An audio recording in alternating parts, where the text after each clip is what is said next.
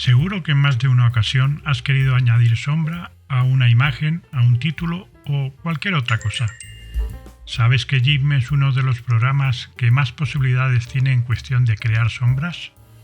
En este vídeo te voy a mostrar no solo las diferentes herramientas u opciones que nos ofrece GIMP, sino que, si te quedas hasta el final, podrás ver cómo se aplican algunas técnicas para dominar las sombras y crear imágenes más realistas. Voy a comenzar el tutorial por mostrarte la herramienta más utilizada, ya que nos puede servir para muchos momentos en los que necesitamos una sombra. Personalmente, cuando más la uso es a la hora de crear títulos o rótulos. Por eso utilizaré ese ejemplo para mostrar cómo se utiliza. Tengo preparado un documento nuevo que me sirve de lienzo y voy a crear un texto cualquiera. Lo centraré un poco. Una vez lo tenemos, nos vamos al menú principal, al apartado de filtros, donde encontraremos una sección que pone luces y sombras. En la parte inferior vamos a ver hasta 6 posibilidades o tipos de sombra. En esas opciones que nos aparecen vamos a ver una que pone sombra base. Esa es la que yo suelo utilizar más a menudo y la primera que vamos a utilizar. Verás que es sencillo. Solo debemos escogerla y nos aparecerá una caja de opciones para esa herramienta. Primero ajustaremos la opacidad, ya que por defecto aparece demasiado débil. Moviendo los parámetros de X e Y, modificaremos su distancia con respecto a las letras. Los valores van al unísono, pero si desactivamos el eslabón podremos darle valores independientes. Con el Grow Radius podemos ajustar el ancho de la sombra. Su valor por defecto es 0. Con el Blur Radius controlamos el difuminado de esa sombra o sus bordes. E incluso podríamos modificar el color de dicha sombra, aunque lo más habitual es dejarla en negro. En la parte superior derecha, clicando sobre un pequeño más, podremos hacer que se graben los ajustes que tengamos, para poder usarlos directamente cuando lo necesitemos. ¿Ves lo fácil que es? En pocos minutos tendrás una sombra realista que impresiona. Ahora veremos una segunda herramienta cuyo resultado quizás sea menos realista, pero muy utilizada en grafismos o efectos de tipografía. Por lo tanto, vamos a partir de nuevo de un lienzo en blanco donde insertaré un texto. Vamos de nuevo a filtros, a la opción de luces y sombras, y en esta ocasión elegimos sombra alargada. Como puedes comprobar, al escogerla, nos ha creado una sombra del mismo color del texto y bastante alargada. Nos muestra también el recuadro de opciones para la herramienta, pero esta no nos permite difuminado. El primer ajuste que vemos es el de tipo de sombra. Por defecto nos aparece finite, es decir, que tiene fin. Si desplegamos la segunda opción es infinite, sin fin, aunque es recortada por las limitaciones de la capa. El tercer estilo es de fading. Esta sería una sombra también infinita recortada por el tamaño de la capa, pero que a su vez es degradada. Y la última opción sería el mismo tipo de sombra, pero con una longitud concreta. La dejaré en el estilo habitual, que es la de finite. Para distinguirla un poco, me iré a color y elegiré un tono algo más claro, del mismo color. En la opción de Length podemos variar la longitud de esa sombra y, por supuesto, con Angle modificaremos el ángulo o dirección de la sombra, lo que nos permite, según de dónde provenga la luz de la escena, hacer que la sombra sea más realista. Como veis, no es una sombra tan fotorrealista, ya que está, como decía, enfocada a grafismos, pero puede crear muy buenos efectos. Como tercera opción, os mostraré ahora la sombra arrojada o heredada. Es casi igual que la primera opción, pero con alguna característica diferente. Partimos del documento en blanco para de nuevo crear un texto. Volvemos a la opción de filtros del menú principal buscando el apartado de luces y sombras. Ahora elegimos la opción de sombra arrojada. En esta nos aparece un panel de ajustes diferente. Cabe destacar que, como veréis aquí marcado, esta permite redimensionar la propia sombra.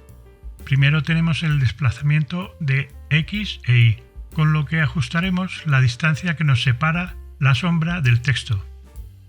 Disponemos también del radio de desenfoque, que ajusta lo que su propio nombre indica, el desenfoque.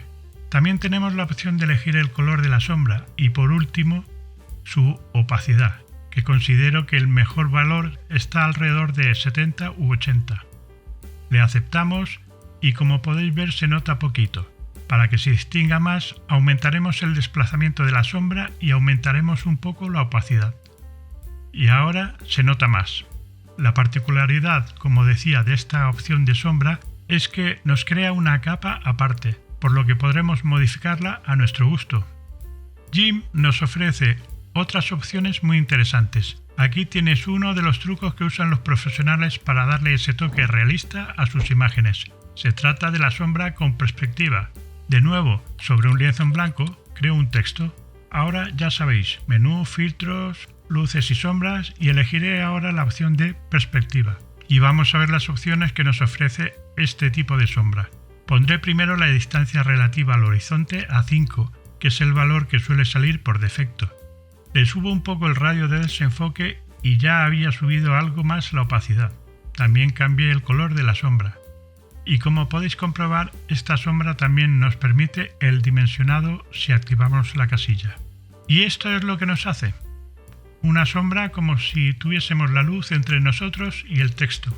Ahora vamos a ver cómo funciona cambiando algunos valores. Deshacemos lo hecho y volvemos a la selección de la sombra y el valor que voy a cambiar es el de la distancia relativa al horizonte. Se lo pondré ahora a 1. ¿Veis lo que ha hecho? Al poner un valor tan pequeño, une las esquinas superiores de la sombra para crear la sensación de que está muy baja la luz, lo que crea sombras más alargadas.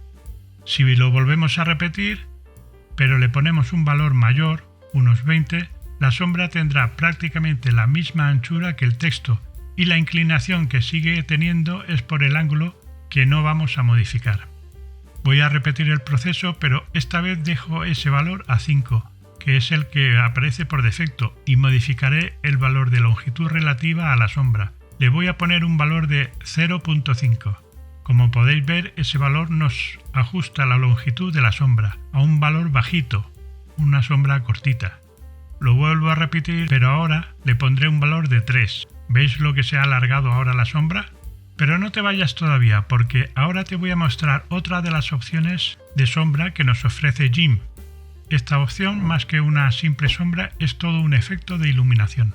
De nuevo nuestro texto y de nuevo nos vamos a la opción de filtros del menú, al apartado de luces y sombras, y escogeremos ahora la opción que pone efecto Shades.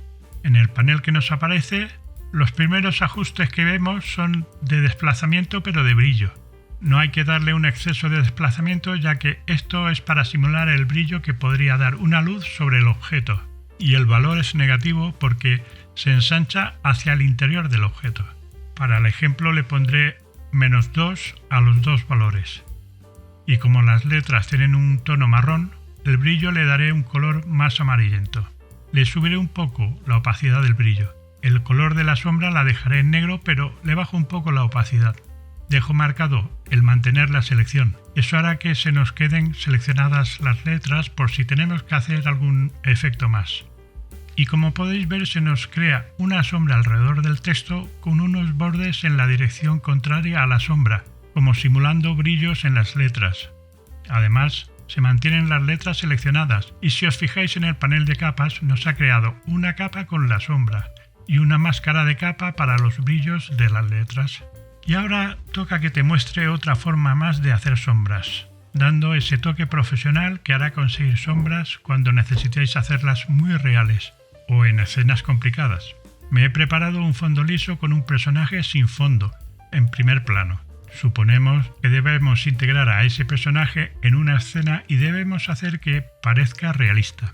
Es muy sencillo, y es como se hace en la mayoría de los editores que no incorporan las herramientas de sombra que te he mostrado en el vídeo. Debemos crear una capa transparente entre el fondo y el personaje. Luego seleccionamos la capa del personaje y al clicar con el botón derecho del mouse podemos buscar la opción de alfa a selección. Eso lo que hace es crear una selección de lo que no sea transparente en esa capa y por lo tanto de la silueta del personaje. Para poder ver mejor lo que trabajamos podemos quitarle la visibilidad a la capa del personaje. Ahora seleccionamos de nuevo la capa transparente y con solo arrastrar el color negro a la capa se rellenará la selección que tenemos con ese color negro, por lo que ahora tendremos una silueta de color negro en esa capa transparente. Deberíamos ahora anular la selección. Teniendo esa capa activa, nos iremos primero a la sección de filtros, al apartado de difuminar y seleccionaremos difumino gaussiano. En el panel de las propiedades subiremos el valor de X hasta que veamos que se ha difuminado bastante los bordes de la silueta. Ahora nos iremos a las capas y en opacidad le bajaremos un poco la misma hasta tener un valor que nos dé un aspecto realista, pero dependerá mucho del fondo que tengamos. Le volvemos a dar visibilidad al personaje y con la herramienta de mover vamos a mover la capa de la sombra siempre teniendo en cuenta de qué lado está iluminado el personaje. ¿Verdad que queda bien? En el ejemplo lo he hecho con un fondo blanco, pero se puede hacer con cualquier fondo. Y si es una calle, GIMP nos ofrece suficientes herramientas para modificar esa sombra y que se proyecte sobre el suelo o sobre otras superficies. Espero que os haya gustado el tutorial de sombras en GIMP y que os ayude a mejorar en vuestros trabajos o proyectos.